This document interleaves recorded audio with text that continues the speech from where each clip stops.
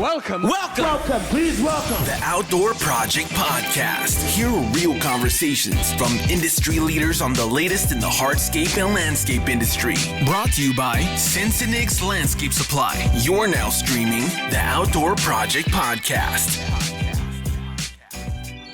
Welcome to another episode of the Outdoor Project Podcast. Today, we're sitting down with Chris Yancey, the owner and CEO of Perma Paver Edging. Thanks for stopping in today, man. Hey, no problem. Thanks for having me. You got a cool product here. I think he's got a better last name. And Fancy Yancey, it's a man. miracle I said it right. Usually butchers the last name, man, but Yeah, he Yancey's did pretty perfect. easy. Lots of people butcher that last They usually name. takes me like 7 takes to do, but for some reason it flowed nicer. I don't know what's going on. Probably because it's like Fancy Yancey, you know what I mean? You kind of had it in your head. Yeah, man. I don't know. That's great. Perma Paver Edging. So there's a lot of guys that are using concrete edging restraint for their pavers. Tell us a little bit about this product. I guess it's similar, but it's a little different. I mean, and what is this product? And is that the direction too? As like, who are you focused on marketing towards? Are you focusing on marketing towards the guys that are using, you know, your snap edge or your beast and spikes, or are you focusing towards those guys that are using mortar? In general, just anybody using a paver edging. It was originally developed. I've been a hardscaper my whole life, my whole working career. Since I've been old enough to work, I've been a hardscaper. It was developed as a paver edging as a whole, whether you're doing a crushed base or a clear permeable base, the hybrid base they'll call it, that a lot of guys are using now. Works great for that, but it works for both. So our target is just to create a longer lasting edge that'll get guys out past warranty terms and much longer even. So you went from being a contractor to being a CEO of this. I'm both still. Yeah. I love the industry, man. I don't think I'll ever quit hardscaping. Wow, that's crazy. That's crazy. How do you juggle both? It's pretty tough. I'm not sure how much longer that part will go on. But you know, I still want to keep the equipment, if anything, and do do some things for friends and family that I wasn't able to do before. Yeah. How did all of this start? Again, I use your traditional edgings. I'm not going to say names. We'll call them traditional edgings, spiked in edgings that I just got sick of it failing me. I was doing everything right, compacting my base, extending the base, using the proper base, and that was one of my biggest pet peeves. I would go back and notice some failures in the edge, and most of them usually start there at the edge. So that was a huge pet peeve of mine, and kind of what a lot of guys are doing now. I was searching for a better way. You name it, I've tried it just about. You know, rebar, concrete. We used concrete for quite a few years, and frankly, I was more satisfied with that over the spiked edgings. And we're in Ohio. I'm from Ohio, so we have pretty good freeze thaws. I mean, really similar to what you have here. Yours might be a little worse, but that's what drove me to start doing some things of my own. I'm trying to figure out a way to make things more flexible, more permeable, that would last longer. The concrete still has some pitfalls, you know, with the freeze thaw. If it cracks, it falls apart. And even in the southern states, the moisture from irrigation and the irrigation systems, humidity, it'll deteriorate from the bottom up. So I came up with some stuff. I've been messing around for about 8 years prior to bringing Perma Edge to market. And then, of course, I wasn't smart enough to do it all on my own. You know, I had some engineers help us design and develop a product. One of the keys is it's not all about strength. It's not all about flexibility. It's not all about permeability. It's about the perfect combination of all three. And that's huge. And that's something that in my mind, I really didn't even fully understand when I set out to in development. The engineer was, as we're doing testing, I said, well, this isn't much stronger than an extra high strength bag of concrete. And that's when he schooled me on, you get too strong, you lose flexibility. If you get too flexible or too permeable, you lose some strength. So there's a real happy point in there. What separates this product from like a concrete? Is there some kind of fiber in here that kind of bonds this product together? Because, like where we are, upstate New York, you got a lot of freeze thaw. You're going to get a lot of movement. Concrete, a lot of times you see it cracks and it starts loosening up along the edges, and then it's not serving a purpose anymore. Do you see that being a possibility with this product? We never claim it's going to crack, and that's a great question because, there are fibers in Perma Paver Edging. There's a macro fiber that's not like your typical fiber when guys add fiberglass to concrete. It's a much thicker fiber. So when it does crack, if and when it cracks, it won't come apart and separate. But it's much different. The only similarity that the product has to concrete is the Portland cement. Other than that, we use non-porous aggregates and sand, which is a key factor. Water and moisture can't get into the base of the product like you would a concrete. Limestone typically found in concrete, it'll absorb water like a sponge.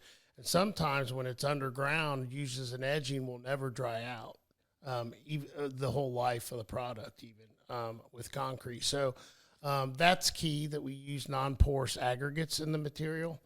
And we also have some other admixtures. Obviously, it's like a proprietary mix blend.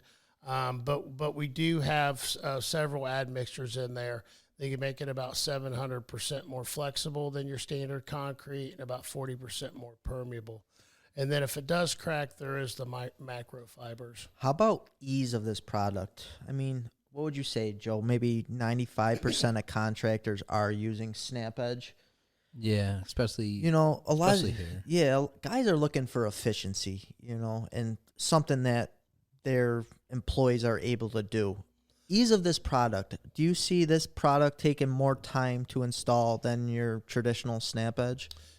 It's much quicker. Some guys on Instagram and things, you can find videos. A couple guys got their kids doing it. They've even said so easy a kid can do it. It's extremely fast and efficient. Most guys are putting in around 2 buckets. You're going to get about, out of 2 buckets, if you're doing an open graded clear base, you're going to get about 40 to 45 lineal feet. We'll say 40, and about 50 lineal feet on a crushed dense base. Most guys are putting in 2 buckets mixed to install in 6 to 7 minutes. How about is it a clean product? Say you're mixing this, and you spill it on top of a new sidewalk or new paver. Does this stuff stain?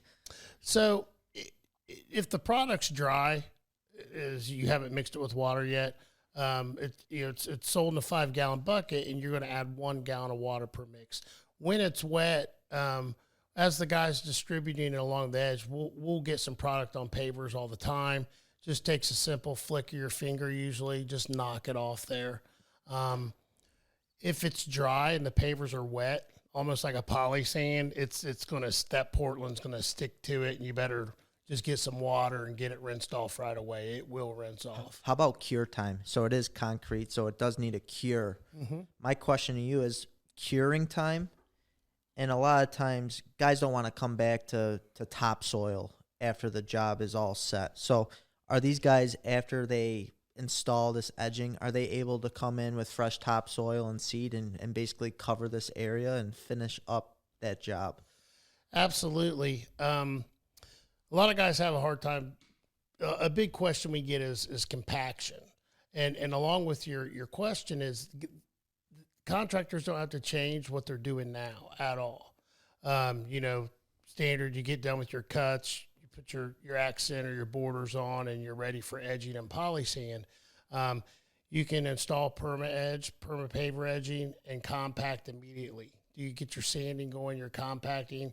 We actually recommend that you compact while it's wet. Things happen. Kid's sick, you get a call, you've got it down, you don't have time to compact. It's still a cold joint where the Perma Paver Edging meets the paver. So it can be compacted after it's hard, but we do recommend wet. And you can do your fine grading, your mulching, stone, whatever you're drawing back over to the edge of the pavers, you can do immediately. I like your packaging. We talked about it comes in a bucket. So it is a dry material, right? Yes. And it comes in buckets. The nice thing for us as distributors at Sensenig's here in Rochester and Geneva, the hardest thing, getting away from the product just a little bit, the hardest thing for snap edge or a beast edging and spikes and stuff is for us is shipping. It's nice that it comes in buckets where guys we're throwing maybe 10 buckets on top of an order, throwing a bag over it, wrapping it. It's a lot easier for us to ship it to contractors' job sites. And one question I have, though, being a dry material, when you open this up, what are the regulations, like with OSHA regulations and stuff being, when you dump this out with, silicas flying around in the air, do you recommend a mask to do this when you're mixing? We're always going to recommend contractors wear the proper, PPE. Most guys don't. Yeah. We always recommend that you pour the water in the wheelbarrow first and then dump the bucket. That controls a lot of the dust. Okay. Yeah, it's got to be the same as a concrete guy pouring a bag of concrete in. I mean, there's only so much you can do about that. I know that just for OSHA regulations, though, Yeah. they recommend masks for all of that. Right. You know what I mean? Even Masons been doing this for years. Sure. And, so. Yeah, that's one of the first things when you get into the instructions on our packaging is it says make sure you're wearing the proper PPE. So we encourage guys to always think safety first. Absolutely. And I love the way, because me and Joe, we both sat through one of the classes. You kind of showing us how this product works. We were able to be hands-on. And I think what's great about this product is, yes, it does come in a bucket, but you're not guessing how much water you need to put in. You know the exact concentrate per bucket. And what is it? It's 1 gallon of water per bucket. Yep, you nailed it. Yeah, it's 1 gallon. Just takes the guesswork out of it. So if you use 1 gallon per 5 gallon, the product is going to perform to exactly what it's meant to do, what it's been tested at. And, as a contractor, the packaging with the bucket was just extremely important to me. There's nothing worse than getting ready to use a product and it's, you've got torn bags or hardened material.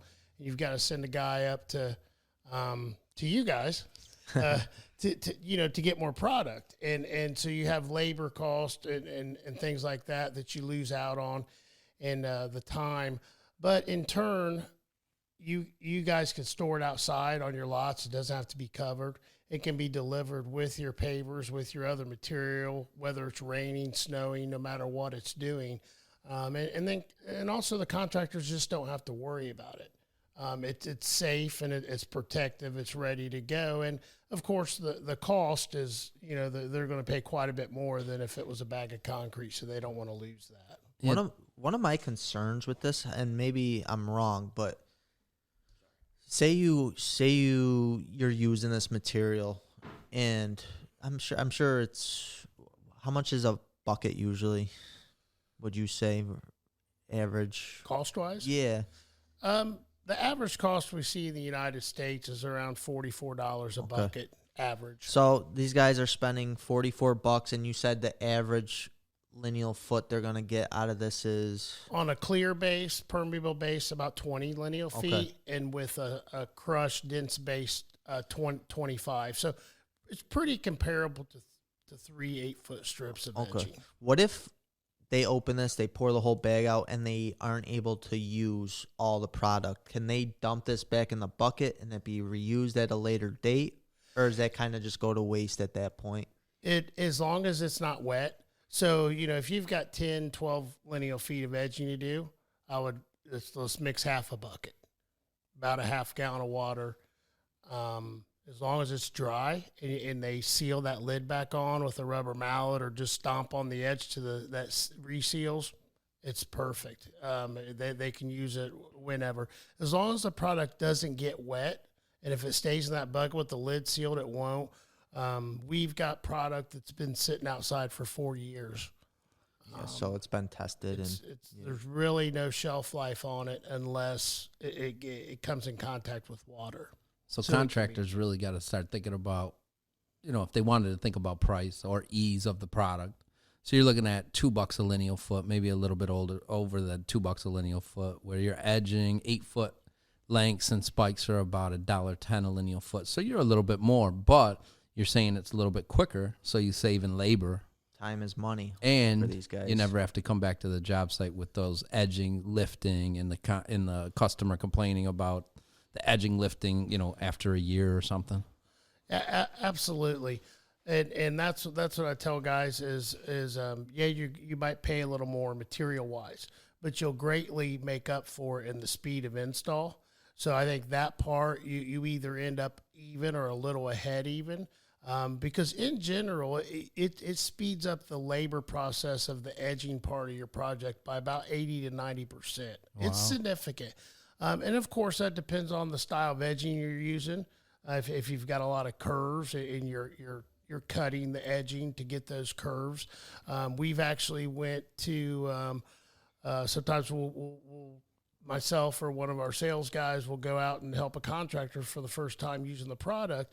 And one of the big things we've heard several times is you guys are done edging and we would have still been cutting the edging. Right. We wouldn't even been to the pounding the spikes part. But the priceless part to me overall is I think most guys in the industry would agree that have been in this a while. Even with our hardscape company and our local community, we don't advertise anymore. We get so much work from word of mouth and referrals, more than we can take on even. So the longer that job stays looking nice, the longer you're going. That's what's priceless to me. The longer you're going to get referrals, and 99% of the time, the first place they start to show failure is on that edge. Yeah. Now, 99% of that's from the guy with the mower running over it, right? Running over continually. Instead of breaking out the weed eater, he drives the tire. But, but that's I like this product. I wish I had, back when I was a contractor, I actually was using Snap Edge. I was working for my brother at the time, but I remember I got to we did like a 800 square foot patio. I was on my last piece of edging and my spike. Oh, I love this story. And I went right through the last spike on the job. I went right through a sprinkler system. Dude, your brother was so mad at you. Mad at you. Like, what are the odds of you hitting this 3/4 inch line with the tip of a spike? Very thin. Yeah, that was a great story. Ever since that job, your brother every hated single and every single spike I used to put in the ground, gun shy after that, I'd be doing the sign of the cross. So with this product, you don't have to worry about that. And I'm sure I've seen a few guys on Instagram that have done the same exact thing. Yeah. Mm-hmm. This is one of those things you don't have to worry about. And I'm sure you're going to lose a little bit of money at the beginning because it's kind of, once you get used to it, how much do you put down? You know what I mean? Are guys slopping it down the first time? Are they slopping it down? And, you said you get about 24 lineal foot per bucket. Do they ever call you like, man, I only got 12 lineal foot on this bucket, and they just didn't, maybe they just went too heavy. So I'm sure after a while, once they get it. Was that you that called? You know what's crazy? You guys are so intuitive because the first thing, we do get those calls. Yeah. And it's like, it says 20 lineal feet. I got 12. I mean, you nailed it. Yeah. Not most of the time they're putting on more than is needed. Yeah. And that's super important because it's definitely one of those scenarios that more isn't better. I'm never going to really discourage guys from going a little wider. But that's only if you've extended your base wide enough to accept that. But they really only need to come up about 1/4 to 1/2 inch on the base of the paver. And you would be surprised. You see a lot of things. I mean, I've gotten to jobs before where guys already had some edging in, and they were kind of doing half their project with your standard edging and half with perm edge. And I noticed they didn't even remove their bedding layer. Yeah, that's They my had the next, edging that was my next question. right on. It's the same top thing as of edging, right? Yeah. Yeah. You got to remove that concrete sand. You got to remove the sand or remove your chips. Yep. But you know, if you're doing it on sand, you're going to get a little more compaction. So I suggest just coming up a 1/4 inch or so. I mean, obviously you don't have to have the tape measure out there or anything. Just eyeballing it. And then if you're doing on a chips, a clear permeable base, maybe a 1/2 inch, because you're going to get a little less compaction. And the other thing we want to do is promote grass growth, and that's a whole nother thing. But to your question, yeah, immediately when someone says that, they're coming too high. And the best way I can kind of describe it so guys can understand is it's almost like you're playing football. You want to hit it low. You want to chalk that bedding layer in. You want to chalk it low. To bring the edging up any higher isn't benefiting you at all. Aesthetically, it looks like garbage too. I mean, you don't. Yeah. You see some contractors, they just put that snap edge in, and Yeah, I seen it on within a few Instagram, a guy weeks- doing it wrong. Yeah. Yeah, I think we talked about that when you were doing the install with the demonstration and stuff. But it kind of leads into another question, because we sell a lot of natural stone here. We sell a lot of marble, travertine, and sell a lot of porcelain. So your porcelain is only 3/4 inch. Your marble and travertine are 1 3/8. Your natural stone is 1 1/4 to 1.5 inches. So how does this work on those products? So, you know, Perma Paver Edging was designed to be a paver edge. I'll say that first. The reason I say that is because it's going to work perfectly with any paver where it gets interlocked with poly sands and things like that. 2 3/8 thick. The thickness doesn't matter as much. Right. So we do have quite a few guys that have reached out to me. I know some personally from Illinois, Indiana, that are using it on the porcelains and things. The biggest thing you got to worry about is the grass coming up. Yeah. And it's right there where it meets the paver. Say you're using a 3/4 inch is really getting kind of. It's thin. I mean, yeah, it's thin. I mean, if you're using a 1 inch, you have 3/4 inch of dirt right at the paver, but after that it gets deeper. And those guys have told me, grass is growing up fine, just right there at the very edge where most people keep it edged away. But when you're dealing with a natural stone, people are using it, and one, especially if you still have the irregular edge. Yeah. It's really difficult to better. run any kind of edging in there. It will work, but what I will say, because of the weight distribution of those natural stone and there not being anything butted up and interlocked, it will separate a little bit over time. It won't raise, but it will separate away from the natural stone over time. What keeps this product from heaving? I mean, regular snap edge, 2, 3, 4 years down the road, especially up in this climate, you do see it heave a lot and separate. Yeah. What's keeping this product from doing that? So, it floats and flexes right with your base. So if you install your base properly, there's no reason for it to leave the base. The permeability of it and the bonding of all the fibers, it'll stay right with the base. It will do, which is what you want, and that's why it's a cold joint against the paver also. So, say you have a real a wet fall, cold winter, bam, it freezes in, things swell up. Your pavers might move a little bit. When things thaw out, they settle back in. The perm is going to stay right with your base. It's going to do whatever your base is doing. Do you find that, most people down south are doing wet lays? Mm-hmm.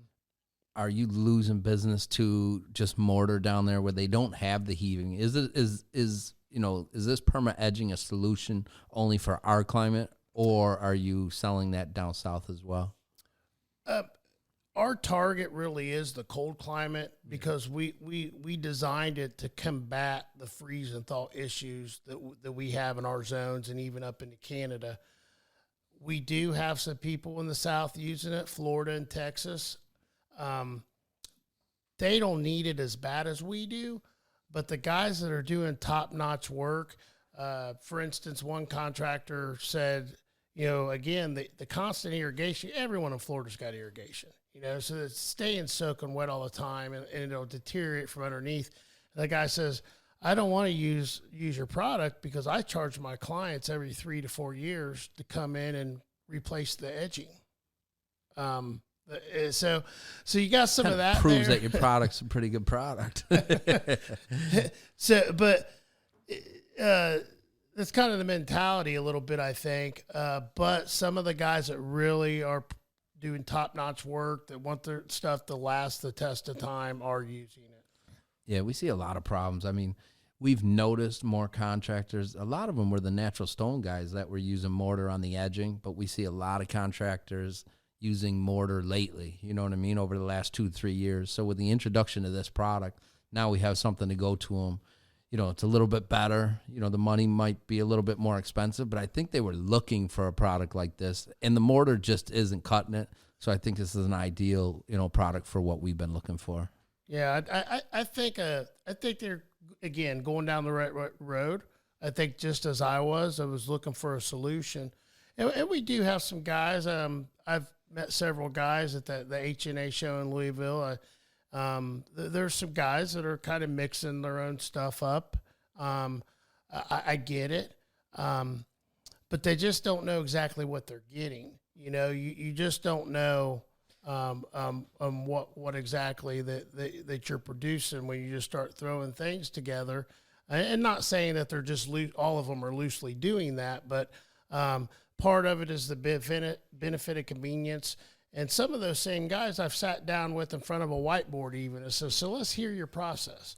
Well, I went here to get that. I went over here and got this. I did this. I had Jim and John mix it up on the job site. Then we started. By the time we added it all up, at the end of the day, they were up there in cost of what they could have just conveniently had the product ready to go and not lost labor doing anything else. They're basically using their customers as test dummies with this product. They don't know what it's going to be 2 years down the road. Sure. But with their concoction. Yeah. Yeah, with their concoction. They're cutting up a bunch of nylon string, throwing it in the concrete, hoping it binds together and holds up like Perma Edge. But sure. For us, it all in all, at the end of the day, who's not going to say we love to see contractors using our product, but at the end of the day, it's my love for the industry and want to see a better way that really drives me. And we're committed to making sure that we offer the best edging product available. We are continually testing. Matter of fact, we've got a round of testing going on right now at the University of Dayton. We just continue to see what we could tweak, what we can do. There's constantly new technology and new polymers and different admixtures that are hitting the market every day. And that's what's important to us.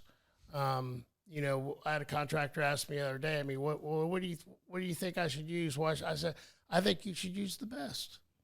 Whatever works the best is what you should use. That's good to hear coming from your side, that you guys are constantly doing your research and trying to better really the hardscape industry and make it easier for these contractors and people that are in the industry trying to do this job every single day. Yeah, more than that, I think the best part of that was you said at the end of the day like 3 times, and that's usually Chris's phase. We were going to actually make T-shirts that said at the end of the day. So if we buy a tractor trailer load of the Perma Edge, would you buy some T-shirts from us? I would. I'd love to have one of those shirts. We got some hats. We'll owe you a hat. They haven't come in yet. Ben's slacking on that. No, the reason why we say this is because at the end of the day, the product's got to work. The customer's got to be happy. The end consumer has to be happy. Yes. And I think this is what we have here. Yes. Yeah. At the end of the day, what I do stress, because guys say, well, you've done your test, you've done things. Well, what's the warranty on this? It's so our warranty is when you open that bucket that you don't have damaged product. If you do, we'll replace it. So much of this lies on the contractor. Just like with any edging product, you've got to extend your base. You've got to do proper compaction. You got to see what everything, the fabric cloth underneath. You've got to do your portion right. But I tell guys, if you do what you're supposed to do correctly, it's going to work beautiful. No shortcuts. No shortcuts. Yeah, No like shortcuts. with anything, Yeah. no shortcuts. Absolutely. Yeah. Wow, this has been great. I mean, we brought in 2 new products so far in the podcast, and we're just happy that Perma Edging joined us today. And I think it's kind of a new wave, especially for our climate, and these contractors looking for new things. Absolutely. For anyone out there listening to this, where can they get more information on this product? Do you have social media? Do you have a website? Where can they find you? Yeah, so we have a website. It's www.permapaveredging.com, and you can also find us on Instagram, Facebook, and YouTube. And you go to a lot of the shows too. I know you'll be at Unilock coming up here. Anywhere else usually you're? We'll be we'll be in about 20 different states in the 3 months. Oh man, you're busy. And in Canada. Wow. So we're moving and grooving, man. We're just trying to educate. There's still some guys that don't realize it's available. A lot of guys, that don't have dealers near them yet. And as a whole, we sell just through dealers. Yeah. But there's a few guys out there that really want to use it that don't have a dealer within hours of them. So we do talk to those guys and try to work something so they can get their hands on the product, because it's an accessory product, and we hope that everyone could have the availability. Yeah, and I know here the local contractors learn about products like this, and we're going to be carrying Perma Edging. So locally, everybody can get it from Sensenig's Landscape Supply, both locations, Geneva and Rochester. Absolutely. You guys got a beautiful place here, by the way, too. It's Thank you. Pretty neat. When I pulled in, the whole place is like one big display. Yeah, Which I think is great. There's so much to see. I mean, everybody's so visual, and that's nice that you can walk in and see all the different products. Even with a foot of snow all over the patio right now. Right. I couldn't see that, so I was going off the indoors, but I was told it was nice. Yeah, that's why we did that. I mean, with such a seasonal, climate, we did indoor displays so we could continue to do business and make selections over the winter. So I appreciate that. Great. Yeah, no, thanks for having me, guys. Thanks for coming in, taking the ride. So Absolutely. awesome. Talk to you soon. Yeah, at the end of the day. Yes. This is the Outdoor Project Podcast.